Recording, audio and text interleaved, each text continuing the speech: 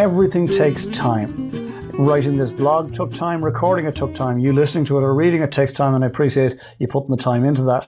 But everything does take time. And when I was considering this, I was reminded of a movie that Cillian Murphy made back in 2011 called In Time. And it's set in a futuristic world where the only currency is time. And to get anything, to buy anything, you needed to trade minutes off your life. Everybody was granted 25 years. And once that 25-year clock was done, that was it. You were gone. Your time was up. And so a whole black economy was created in the sort of stealing of and selling of time back and forth. And while it's quite futuristic and a little bit implausible, the principle behind it I find quite fascinating. First of all, time itself is infinite. Time has always been and always will be, as far as we're aware as humans. However, your time and my time is not infinite. It's limited. Therefore, your time and my time is finite. And the question is, what are we going to do with it? And the question is, how do we spend it? Since we only have so much of it, it has a value. And in preparing my thoughts for this particular blog, I went checking some data.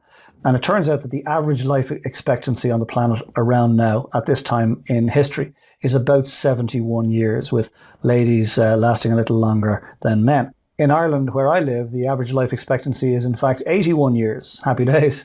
That's 83 on average for a lady and 79 on average for a man.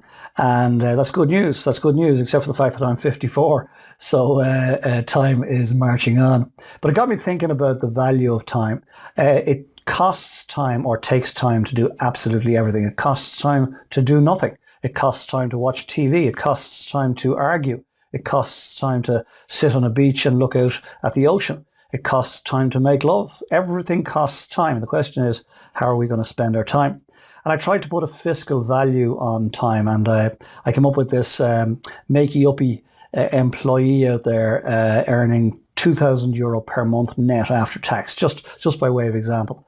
And what I worked out was that if an employee out there makes €2,000 per month after tax, that they will trade 160 hours, that's 4 weeks at 40 hours each, for €2,000.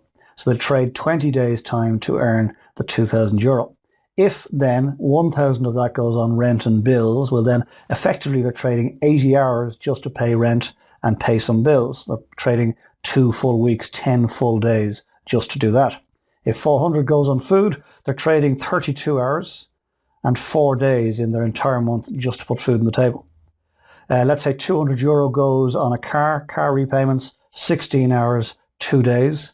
€100 for school bills, 1 full day, 8 hours. €100 for credit card debt, 1 full day out of their life, 8 hours. €100 for a holiday fund, 1 full day, 8 hours.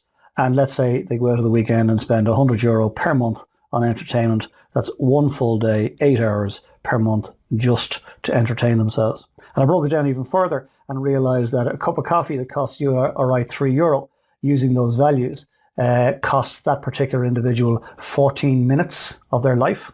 A pint of beer, a pint of Guinness, say, €5 will cost 24 minutes of that person's life.